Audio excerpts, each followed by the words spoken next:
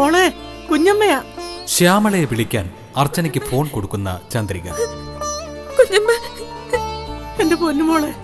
ഇവ സിംഗപ്പൂരിൽ പോയിട്ട് 1-2 മാസത്തിനുള്ളിൽ നിരഞ്ജനയുടെ പ്രസവം സിംഗപ്പൂരിലായിരിക്കുമെന്ന് ഗീതയോട് കള്ളം പറയുന്ന ജയന്തി. നീ പോയ നിരഞ്ജന 3 കഴിയുന്നല്ലേ നീ ആദ്യം പറഞ്ഞത്? നിങ്ങളുടെ മക്കളെ ഓർത്തെങ്കിലും ഇനി നിങ്ങൾ അവളെ ഉപദ്രവിക്കരുത്. അർച്ചനയെ ഇനി ഉപദ്രവിക്കരുതെന്ന് രാജപ്പനോട് അപേക്ഷിക്കുന്ന ശ്യാമള.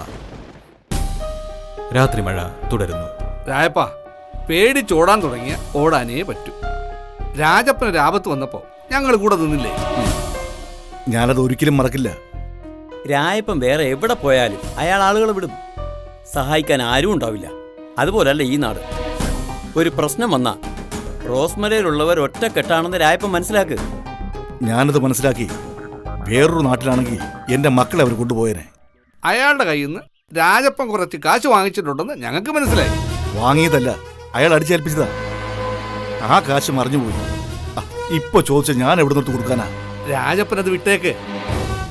ഇനി അയാളുടെ ആളുകളാരും റോസ്മലയിലേക്ക് വരത്തില്ല. പിന്നെ ഇവിടുന്ന് പോകാനുള്ള തീരുമാനവും രാജപ്പൻ വേണ്ടെന്ന് വെക്കണം. ഇനി ഞാൻ ഒരിടത്തേക്കുമില്ല. രാജപ്പനും കുടുംബവും ഇവിടെ തന്നെ ജീവിക്കും. എന്തിനും കൂടെ ഞങ്ങളുണ്ട്. നിങ്ങളെപ്പോലെ ഒരാൾ ഇവിടുന്ന് പോകാൻ പാടില്ല. ലോറിക്കാരൻ രായപ്പന്റെ വില നിങ്ങൾക്കറിയില്ല. ഇനി ഒരു കാര്യം കൂടി രാജപ്പനോട് എനിക്ക് പറയാനുണ്ട്. ആ പെങ്കൊച്ചിനെ കൈ കിട്ടിയ അയാൾക്ക് കൊടുക്കരുത്. ഞാനിനി അത് ചെയ്യില്ല. എന്റെ കുടുംബത്തിൽ കയറി കൈയൊക്കെ കാണിച്ചവൻ അയാള്. അർച്ചന കേരളത്തിലെവിടെ ഉണ്ട്. അവള് മക്കളെ വിളിച്ചിരുന്നു. സ്ഥലമൊന്നും പറഞ്ഞില്ല. എനിക്ക് തോന്നുന്നത് കാർത്തികയുടെ കസ്റ്റഡിയത്തിന് അവളുണ്ടെന്ന്. മക്കളുമായിട്ട് നല്ല അടുപ്പത്തില അർച്ചന. പിള്ളേർക്കും അവളെന്ന് പറഞ്ഞ ജീവനാ. പ്രസവ സമയത്ത് അവൾ വിളിക്കാതിരിക്കില്ല. അവളുടെ കുഞ്ഞിനെ ഞാൻ രക്ഷിക്കും. ഇനിയുള്ള രാജപ്പന്റെ ജീവിതം അതിനും കൂടി ഉള്ളതാ.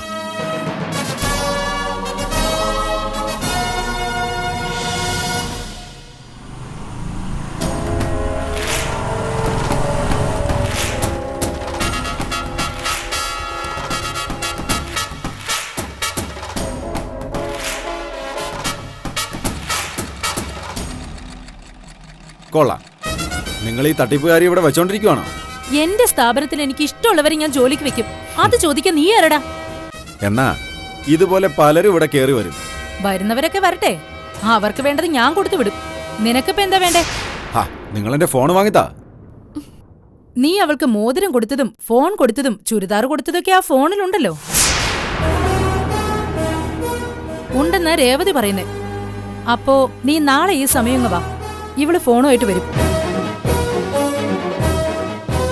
ഫോൺ കൈമാറുമ്പോ 2-3 സാക്ഷികളും വേണമല്ലോ.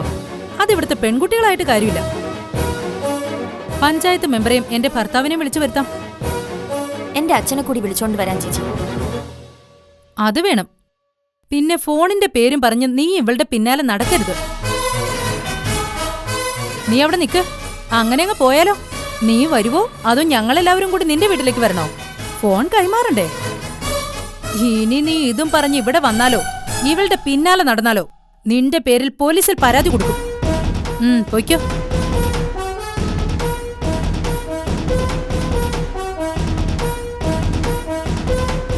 അവനങ്ങനെ പേടിച്ച് പിന്മാറുന്ന കൂട്ടത്തിലൊന്നും അല്ല.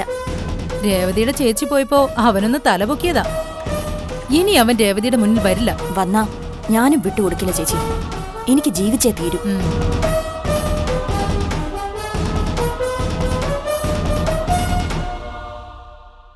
രേവതിയുടെ ചേച്ചിയുടെ പേരെന്താ? അർച്ചന. നാട്ടിലേക്ക് വരുമ്പോ ഒരു ദിവസം ഇങ്ങോട്ട് കൂട്ടിക്കൊണ്ടുവരണം. ഞാൻ കൊണ്ടുവരാം.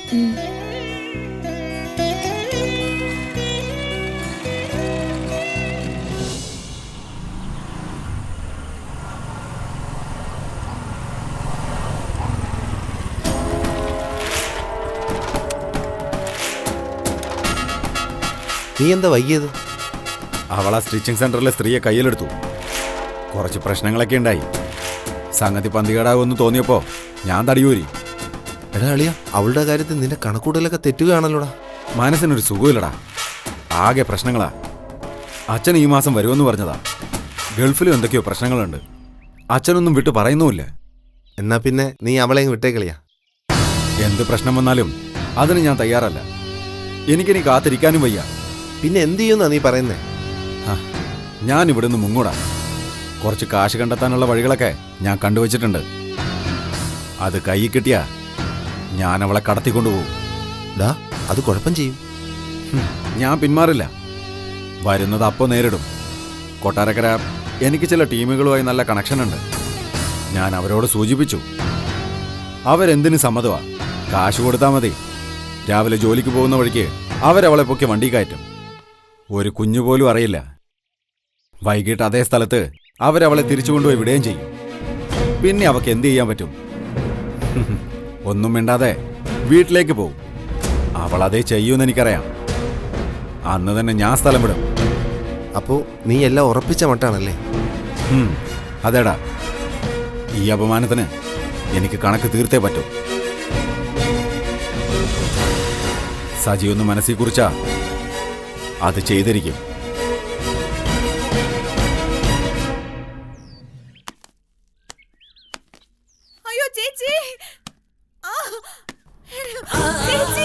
അയ്യോ, നോവ് തുടങ്ങിയെന്നാ തോന്നുന്നു.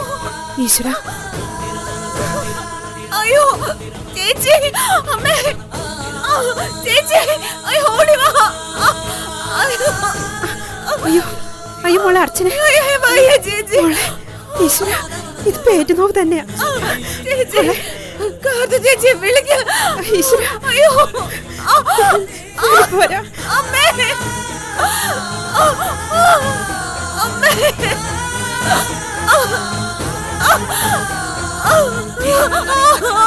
അയ്യോ ചേച്ചി.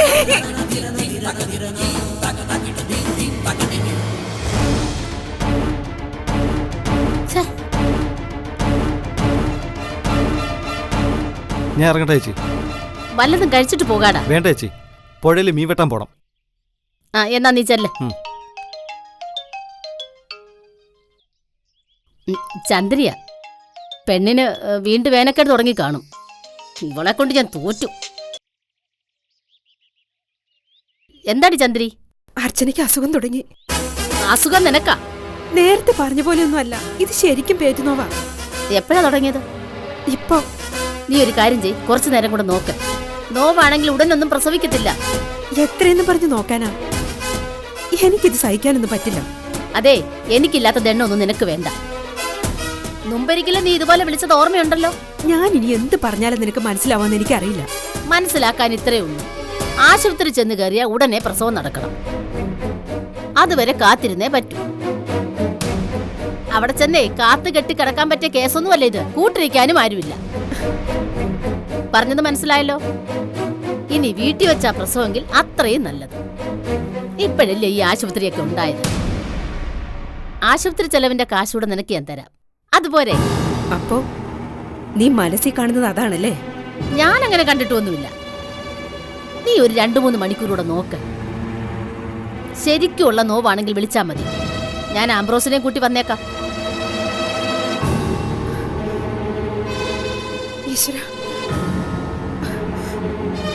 പെയിൻ തുടങ്ങി ചേച്ചി? ഡേറ്റ് ഒന്നും ആയിട്ടില്ല. പക്ഷെ ചന്ദ്രയ്ക്ക് മനക്കെട്ടിയില്ല. ആ പെണ്ണാണെങ്കിൽ അതിനെക്കാട്ടി കഷ്ടം. നമ്മളിപ്പോ അങ്ങോട്ട് പോണോ? പോണെങ്കിൽ ഞാൻ സുന്ദരേശന്റെ കാർ എടുത്തു വരാം. ഇപ്പൊ അതിന്റെ കാര്യമൊന്നുമില്ല. നമ്മൾ ആശുപത്രിയിലോട്ട് കൊണ്ടുവന്ന അവർ അഡ്മിറ്റ് ചെയ്യും. അത് പിന്നെ അതിനെക്കാട്ടി പൊല്ലാപ്പാവും. ഇനിയുള്ള നീക്കങ്ങളൊക്കെ വളരെ സൂക്ഷിച്ചു വേണം. ഒരു ധൈര്യത്തിന് ചെവളെ വിളിച്ചാലോ? നിനക്കെന്താ പേടിയുണ്ടോ? എന്നാ എനിക്ക് പേടിയില്ല. ഒരു സഹായത്തിന് പോലും ചെവളയെ ഞാൻ അടുപ്പിക്കത്തില്ല. എന്തായാലും അർച്ചനയുടെ പ്രസവം ഉടനെ കഴിയും. അപ്പോ SP വിളിച്ച് ഡീൽ ഉറപ്പിക്കണ്ടേ? പ്രസവം കഴിഞ്ഞ് അർച്ചനയും കുഞ്ഞും തിരിച്ചു വന്നാ അവളുടെ മുമ്പിൽ നിന്ന് കുഞ്ഞിനെ എടുത്തു കൊടുക്കാൻ ബുദ്ധിമുട്ടാ. അത് നമ്മൾ അറിയാതെ സംഭവിച്ചാണെന്ന് വരുത്തി തീർക്കണം. നീ പറഞ്ഞതാ ശരി. 1 മാസത്തെ പ്രസവരക്ഷ കൊടുത്തിട്ട് അവളെ ചെവളയ്ക്ക് വിട്ടുകൊടുക്കാൻ പറ്റൂ. ആദ്യം നമ്മൾ കൊച്ചിനെ വേണം കൈമാറാൻ. പിന്നിൽ നമ്മളാ കളിച്ചതെന്ന് അർച്ചനെ അറിയാനും പാടില്ല. അതെ ചേച്ചി. അർച്ചനയും കൊച്ചിനെയും പ്രസവം കഴിഞ്ഞ് ചന്ദ്രയുടെ വീട്ടിലെത്തിക്കണം. എന്നിട്ട് SP വിളിക്കാം. അതാണ് ശരിക്കും ബുദ്ധി. വില പേശി തുക വാങ്ങിയതിന് ശേഷം അവളെയും കൊച്ചിനെയും ഇവിടെ കൊണ്ടുവരണം. നമ്മളൊന്ന് മാറി നിന്ന് കൊടുത്താൽ മതി. അവളുടെ ആളുകൾ കൊച്ചിനെ എടുത്തോണ്ട് പൊയ്ക്കോളൂ.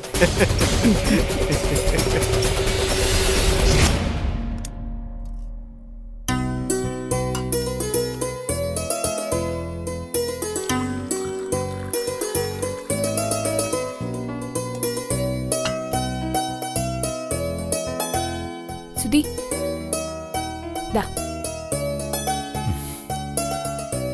സുധി ഇന്ന് ബാങ്കിൽ നിന്ന് നേരത്തെ ഇറങ്ങിയല്ലേ?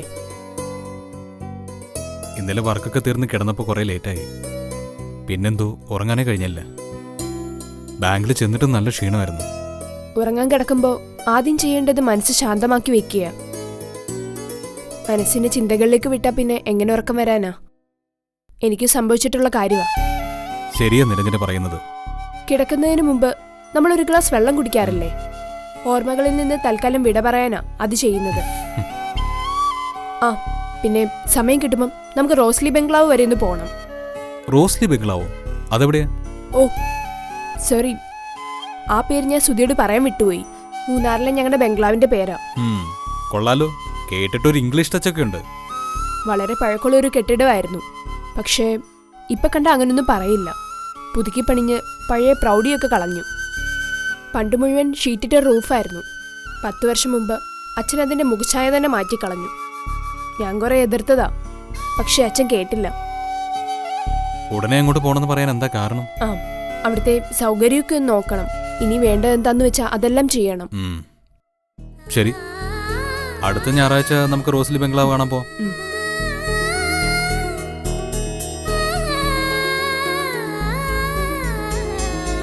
റോസ്ലി ബംഗ്ലാവ്.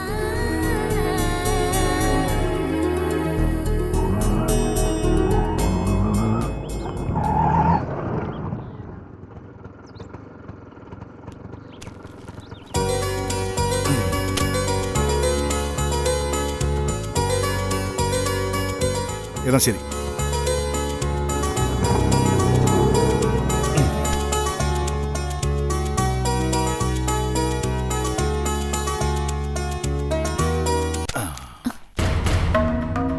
നല്ല ഭാരമുണ്ടല്ലോ. ഇതൊക്കെ എന്താ? ചാക്കേട്ടിൽ എന്താണെന്ന് മനസ്സിലായില്ലേ? അരിയും സാധനങ്ങളാണെന്ന് തോന്നുന്നു. ആ വീട്ടു സാധനങ്ങൾ തന്നെ. 1 മാസത്തേക്കുള്ള വാങ്ങിയിട്ടുണ്ട്. ഇനി ഒന്നിനും ഒരു കുറവും പറയരുത്. ഇങ്ങനൊന്നും അല്ലായിരുന്നല്ലോ നിങ്ങളന്ന് പറഞ്ഞത്.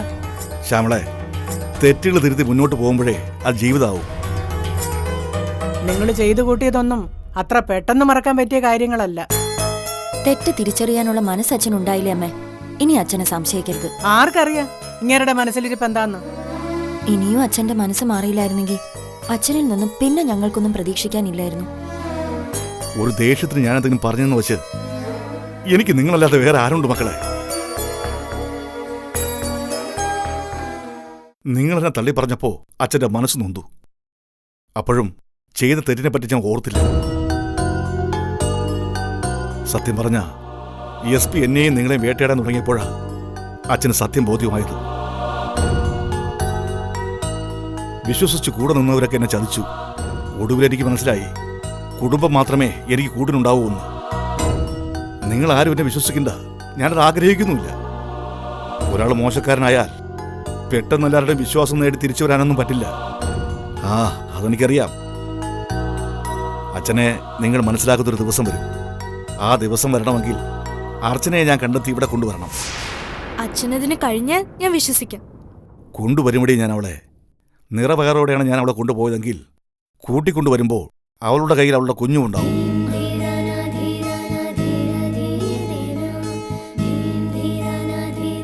അതുവരെ അച്ഛനെ നിങ്ങളാരും വിശ്വസിക്കില്ല. എന്നെ ഒരു ചതിയനായിട്ട് അമ്മയും മക്കളും കണ്ടാൽ മതി.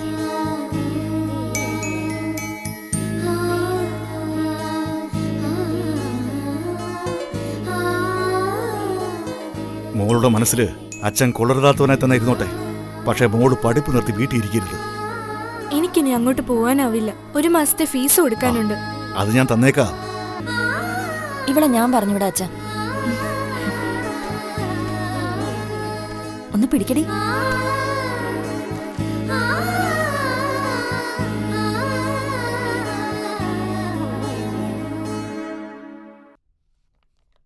നീ ഇരുന്ന് ബോറടിച്ചോ? ആ അതിനിടയ്ക്ക് നീ ചായ ഇട്ടോ? ഞാൻ വിചാരിച്ചു നീ ഡ്രസ് ചേഞ്ച് ചെയ്യാൻ പോയതാന്ന്. അതിനൊക്കെ എത്ര നേരം വേണം? നാളുകൾക്ക് ശേഷം നീ വന്ന വിവരം ഞാൻ എന്തായാലും മോളോട് പറയുന്നില്ല. നിരഞ്ജന ആന്റി വന്നിട്ട് കാണാതെ പോയെന്നറിഞ്ഞാ അവക്ക് വിഷമാവും. ഒരു ഹോളിഡേ ഞാൻ വരാം. വീട്ടിൽ ചടഞ്ഞിരിക്കാൻ തുടങ്ങിയിട്ടല്ലേ എനിക്ക് ഇങ്ങോട്ട് വരാൻ കഴിയാതെ പോയത്. നീയാണെങ്കിൽ അവളെയും കൊണ്ട് അങ്ങോട്ട് വരുന്നുമില്ല.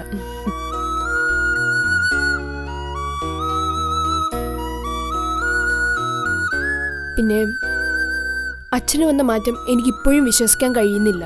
അത് പിന്നെ അമ്മാളുവിന്റെ കുഞ്ഞിന്റെ അച്ഛൻ വർമ്മസാറിന്റെ മകനാണെന്ന് ബോധ്യമായിട്ടല്ലേ? പിന്നെന്താ അർച്ചനയെ സ്വീകരിക്കാൻ സുധിയെ അനുവദിക്കാതിരുന്നത്?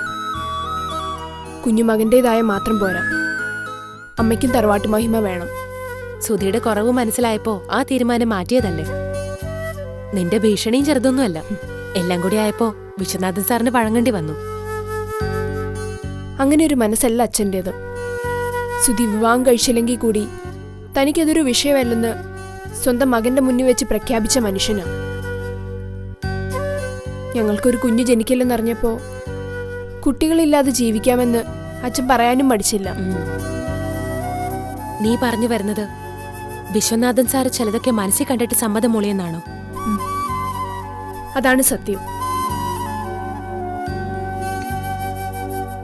അർച്ചനയുടെ കാര്യം തന്നെയാ ഏറ്റവും വലിയ ഉദാഹരണം. മകൻ പ്രാണനു തുല്യം സ്നേഹിക്കുന്ന പെണ്ണ്, ആവശ്യത്തിലധികം വിദ്യാഭ്യാസവും സൗന്ദര്യവും ഉള്ളവൾ. എന്നിട്ടും അവളെ നിഷ്കരണം ഒഴിവാക്കി കളഞ്ഞില്ലേ? അതിനുവേണ്ടി എന്തെല്ലാം ചെയ്തു, എത്ര രൂപ വലിച്ചെറിഞ്ഞു. ഒരു കുടുംബത്തെ തന്നെ നാട്ടിൽ നിന്ന് ഓടിച്ചു വിട്ടു. പിന്നെയാ ഒരു വീട്ടുജോലിക്കാരി പെണ്ണിന് അവിഹിതത്തിൽ ജനിക്കാൻ പോകുന്ന കുഞ്ഞിനെ തറവാട്ടി കയറ്റുന്നത്.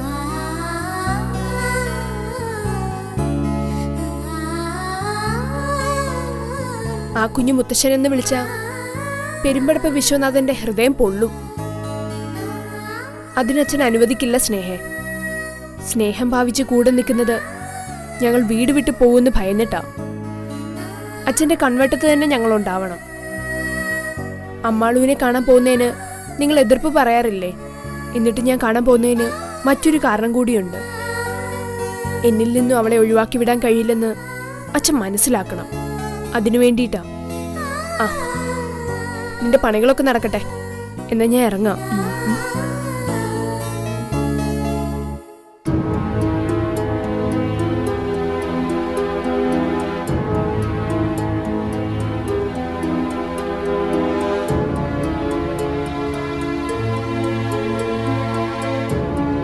തയ്യക്കടയില് ജോലിയെ കൊണ്ടോടി മോളെ. അവിടെ ഇഷ്ടം പോലെ പണിയുണ്ടച്ചാ. എന്തായാലും വീട്ടിലിരിക്കാതെ ജോലിക്ക് പോയി നന്നായി. അച്ഛന് ഞങ്ങളെ വേണ്ടാന്ന് പറഞ്ഞിട്ടല്ലേ ഞാൻ ജോലിക്ക് പോയി തുടങ്ങിയത്. നീ കൂടി എനിക്കെതിരെ തിരിഞ്ഞപ്പോ നിയന്ത്രണം വിട്ടുപോയതാടി മോളെ. നീ അതൊക്കെ മറന്നേക്ക്. അച്ഛൻ വേണ്ടാന്ന് പറഞ്ഞാലും എനിക്ക് എന്റെ അമ്മയും കൂടപ്പറപ്പിനെയും നോക്കാതിരിക്കാൻ പറ്റൂ? നിന്നെ ഓർത്ത് അച്ഛന് അഭിമാനമുണ്ടടി മോളെ. നാളെ ഞാൻ വീണുപോയാലും അവർക്ക് നീയുണ്ട്. അച്ഛന്റെ സ്വഭാവം തന്നെയായിരുന്നു എനിക്ക്. ഓരോ തിരിച്ചടി കിട്ടുമ്പോഴാ ജീവിതം എന്താന്ന് മനസ്സിലാവുന്നത്. അച്ഛനും അത് മനസ്സിലാക്കില്ല എന്നാണോ നീ കരുതുന്നേ? ആ SP കൂറ് കാണിച്ചവനാ ഞാൻ. എന്റെ വീട്ടിൽ കയറി വന്ന് നിങ്ങളെ കൈവച്ചപ്പോ ഞാനും ഒരു പാഠം പിടിച്ചു. ഇനി അയാൾക്ക് വേണ്ടി ഞാൻ ഒന്നും ചെയ്യില്ല. അച്ഛന്റെ മനസ്സൊന്ന് മാറാൻ വേണ്ടി ഞങ്ങൾ പ്രാർത്ഥിച്ചതാ. ഇത് കുറച്ച് നേരത്തെ ആയിരുന്നെങ്കിൽ അച്ചുവേച്ചിക്ക് ഈ വിധി വരില്ലായിരുന്നു. അവളെ ഞാൻ രക്ഷിക്കുമടി. അവൾ എവിടെയുണ്ടെന്ന് അറിഞ്ഞാൽ മാത്രം മതി. എവിടെയാണെന്ന് ഒരു സൂചന അവൾ തന്നില്ലടി. ഞാൻ പറഞ്ഞില്ലേ, ഹോസ്പിറ്റലിൽ വെച്ച് കാർത്തേനയുടെ കണ്ണ് വെട്ടിച്ച് അച്ചുവേച്ചി വിളിച്ചത്. ആ നമ്പർ നിനക്ക് ഓർമ്മയുണ്ടോ? ഹോസ്പിറ്റലിൽ വന്ന ഏതോ സ്ത്രീയുടെ ഫോൺ വാങ്ങിയാ വിളിച്ചത്. ഇനി അതിൽ വിളിച്ചിട്ട് എന്ത് കാര്യമാ ഉള്ളത്? ഇനിയും വിളിക്കാന്ന് ചേച്ചി പറഞ്ഞിട്ടുണ്ട്. ചേച്ചി വിളിക്കാതിരിക്കില്ല. അതിനു മുമ്പ് നമുക്ക് അവളെ കണ്ടെത്തണം. ദിവസങ്ങൾ കടന്നു പോകുന്തോറും കൂടുതൽ അപകടത്തിലേക്ക് കാര്യങ്ങൾ നീങ്ങുന്നേ. ഇപ്പൊ അവള് കാർത്തിയാന്റെ കയ്യിലുണ്ടെന്ന് വിശ്വസിക്കുക. പക്ഷേ എന്ത് ചെയ്യാനും മടിക്കാത്തവളാ കാർത്തിയാനി. അച്ചുവേച്ചിയെ കണ്ടെത്താനായ എന്ത് ചെയ്യാനാ അച്ഛന്റെ തീരുമാനം? ഒരുത്തിനും ഞാൻ അവളെ കൊടുക്കില്ല. മനസ്സുകൊണ്ട് അർച്ചനെ ഞാൻ എൻ്റെ മകളെ അംഗീകരിച്ചു കഴിഞ്ഞു. നിനക്കും അമ്പിളിക്കും ശ്യാമളയ്ക്കും അർച്ചനയെ വേണമെങ്കിൽ എനിക്കും വേണോടി അവളെ. അച്ഛന്റെ ഈ മാറ്റം ഞങ്ങൾ എത്രമാത്രം ആശ്വസിപ്പിക്കുന്നെന്നോ. പക്ഷേ അച്ചുവേച്ചിയെ കണ്ടെത്തിയ നമുക്ക് ഈ നാട്ടിൽ ജീവിക്കാൻ പറ്റില്ല അച്ഛാ. നമുക്ക് ഈ നാട് വിട്ട് വേറെ എവിടെയെങ്കിലും പോണം. അച്ഛൻ പറയുന്ന ഏത് സ്ഥലത്തേക്ക് ഞങ്ങൾ വരാം. ഞാനും മനസ്സിൽ കാണുന്നത് അത് തന്നെയാ. അവൾ എവിടെയുണ്ടെന്ന് അറിഞ്ഞാൽ മാത്രം മതി, ഞാൻ ചെന്ന് കൂട്ടിക്കൊണ്ടുവന്നേനെ. അർച്ചനയെ കണ്ടെത്തി നിങ്ങളുടെ മുമ്പിൽ കൊണ്ടുവരാതെ എനിക്കിന് സ്വസ്ഥത കിട്ടില്ല മോളെ. അച്ഛൻ കയറി വാ, ഞാൻ ചായ എടുക്കാം.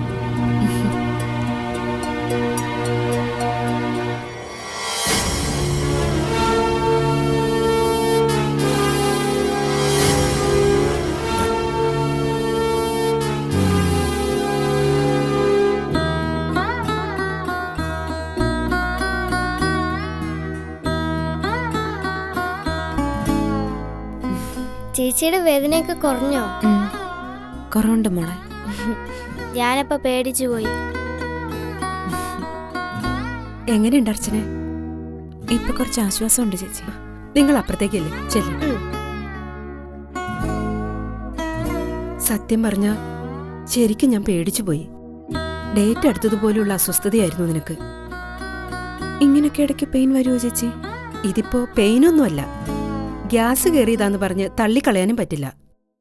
ഇടയ്ക്കിടയ്ക്ക് ഇങ്ങനെ വരുന്നതിന് തക്കതായ എന്തോ കാരണമുണ്ടാവും. അതെന്താ ചേച്ചി? നിന്നെ വിഷമിപ്പിക്കാൻ വേണ്ടി പറയുന്നതല്ല. നിനക്ക് വേറെന്തോ പ്രശ്നമുണ്ട്. അയ്യോ ചേച്ചി, ഞാൻ എന്തൊക്കെ പറഞ്ഞാലും കാർത്തിയാനി തിരിഞ്ഞു നോക്കില്ല. ഇവിടെ വെച്ച് പ്രസവം നടന്ന അതും സൗകര്യമെന്ന ചിന്തയാവക്ക്. ഇത് പണ്ടത്തെ കാലമൊന്നുമല്ല, വീട്ടിൽ പ്രസവിക്കുന്ന കാലമൊക്കെ കഴിഞ്ഞു. ഒരു ഗർഭിണിക്ക് കിട്ടേണ്ട പരിചരണത്തിന്റെ 10-1 പോലും നിനക്ക് കിട്ടുന്നില്ല. ആകെ ഡോക്ടറെ കണ്ടത് 2-3 വട്ടം, അതും 3 ഡോക്ടർമാരെ. മരുന്ന് വാങ്ങി കഴിക്കുന്നതല്ലാതെ വേറെ എന്താ ചെയ്യുന്നത്? ഇപ്പൊ എത്ര തവണ സ്കാൻ ചെയ്യേണ്ടതാ? അങ്ങനെ വല്ലതും നടന്നിട്ടുണ്ടോ? ഇതെന്റെ വിധിയല്ലേ ചേച്ചി? വിധിയെ പഴിച്ചിരുന്ന ജീവൻ രക്ഷിക്കണ്ടേ? നിന്നെ ഏതെങ്കിലും ഹോസ്പിറ്റലിൽ കൊണ്ടുചെന്ന ഉടൻ അഡ്മിറ്റ് ചെയ്യും. ചിലപ്പോ സിസേറിയൻ ചെയ്തെന്നും വരും. പെറ്റവൾക്ക് അറിയൂ പേറ്റുനോവ്. അത് പറഞ്ഞാലൊന്നും കാർത്തിയാനിക്കറിയില്ല. ഡേറ്റ് ആവാതെ അവൾ അവിടുന്ന് ചലിക്കില്ല. ഡേറ്റിന് ഒരാഴ്ച മുമ്പോ പിമ്പോ ഒക്കെ ആവാം. ഇനി ഒരു തവണ കൂടി നിനക്ക് പ്രശ്നം വന്നാ പിന്നെ നിന്നെ ഞാനിവിടെ കിടത്തില്ല. അതിനെ കാർത്തിയാനിയുടെ അനുവാദമൊന്നും എനിക്ക് വേണ്ട. അതെ, നിന്റെ രക്ഷയ്ക്ക് വേണ്ടി മാത്രമല്ല, എന്റെയും രക്ഷയ്ക്ക് കൂടി വേണ്ടിയാ.